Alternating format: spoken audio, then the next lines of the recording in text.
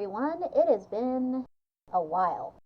Long story short, some major life events happened in the last couple of years, from changing jobs multiple times to moving state. But now the video's finally here, and that's what matters. That being said, I did record and compile each story on this as I worked along. So when I say in the intro that I'm turning 30 this year, that was 2021 me talking. I'm now 31, going on 32. And now, on with the show. There's a magical time in early spring, when the cherry blossoms bloom and people come out in droves to admire their frilly, ephemeral beauty. If you're lucky enough to live in a place with cherry blossoms, that is. And few places are better known for such than Japan. Since my birthday coincides with the season, I've wanted to go there and experience it in person at least once. Now that I'm a real adult with a real adult job, I started thinking a year or two ago that my 30th, this year, would be as good as any to save up some money and give it a try. Then COVID happened. I didn't even have time to write a game plan! Well, there's always 35? Or sooner. Who says I have to wait for a milestone age to go? In the meantime, I could share with you all the time I did visit Japan. It'll be 12 years this June. I was a teenage weeb approaching the end of high school. My grandparents decided that a graduation trip was in order and proposed we go to Japan. Naturally, I accepted in a heartbeat. We spent a couple weeks in Thailand too, but that's for another video. Planning took at least a year. We browsed travel magazines, consulted a travel agency, the works. Meanwhile, I focused on finishing senior year and tried to learn some basic Japanese on my own time. I didn't get far, but I did master hiragana and some essential phrases. 2 weeks after graduation, the time had come. We took a connecting flight first to LA, then flew to Japan. The LA flight was easy. The second flight, though, 10 hours with nothing but the Pacific Ocean below. I was a bit nervous, to say the least. But thankfully, my worries were just that. After what seemed like forever and a day, we touched down at Narita International and took a shuttle to our hotel in Tokyo. Our room at the hotel was tiny. That's pretty standard fare for Tokyo, though, so the only surprise there was seeing it firsthand. The view? It probably wasn't anything that special, just a dense little slice of the city. But after a long day of travel, and years spent dreaming of this day, to me it was priceless. We had one non-tour day in Tokyo, and I knew exactly what I wanted to do with it. So I took us to Akihabara, a shopping district known for electronics and anime goods, and a mecca for otaku and weebs everywhere. We mostly hit 2 or 3 multi-story stores down the street from the station. I'm sure there's more to it than that, but my grandparents got bored and tired after a bit. And we made the mistake of getting there fairly early on a Sunday morning, so most things weren't even open for the first half hour or so. I still had fun, though. On one shop's ladies' comics floor, there was a cutout that featured a butler-type character with long braided hair. And his young ward, of course. Well, that lady sure has long hair. I had to tell her, guys. I couldn't leave her in the dark like this. Nana? That's a guy. The next day was our tour day, so as that implies, we got on a bus with a bunch of strangers and got up close and personal with some of the biggest sights in Tokyo. This included marvels such as the Imperial Palace, Tokyo Tower, and one of many Buddhist temples in the area, Asakusa Kanon. At Tokyo Tower, I found what I thought was some melon bread in a gift shop, but to confirm, my grandparents urged me to ask the cashier. Excuse me, is this melon bread? I'm sorry? Is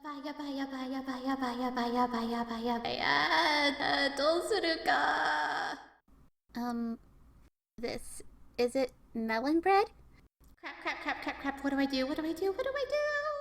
これはメロンパンですか? A mysterious stranger saw our plight and decided to step in. Ah, hai, meron pan desu. Thank you, sir. No, seriously, he really kinda saved both of our butts. The melon bread was good, by the way. The next day, we left Tokyo for one of Japan's biggest icons, the majestic, towering Mount Fuji. Our tour bus took us as far as the 5th station, a popular starting point for people who try to climb it. It offers a nice view of the summit on a clear day. It was foggy when we went, but we had our moments of clarity. At the way station there, we each got a free bear scaring bell. My grandparents gave me theirs. They know I like shiny things. Meanwhile, my grandma took a photo op with the shopkeeper statues outside. From there, we proceeded to our lodgings for the night in Hakone, via bus, gondola, and then a pirate ship across Lake Ashi. You heard me right, a pirate ship. Now, when we got to Hakone, things got a little interesting. Our group was originally booked for a different hotel that night, but due to plumbing issues, I think, we ended up staying at a different hotel. That being said, though, the staff was pretty awesome about accommodating us on such short notice. I wrote them a thank you note and gave it to them at the end of our stay the next morning. But it was in English, so they might not have been able to read it. I hope they were. Either way, they seemed to appreciate it. It's the thought that counts, right? The next day, we bid farewell to our bus group and made our way to Nagoya via bullet train. There we met with a new tour group and took another train to Takayama. My grandparents and I went to dinner at a local restaurant that night.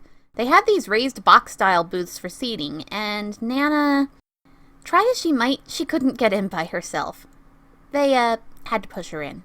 And pull her out, too. But everyone had a laugh about it.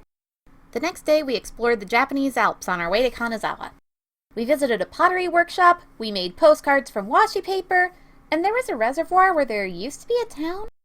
But the stop that stood out the most to me was the thatch roof village of Shirakawago. I mean, look at this!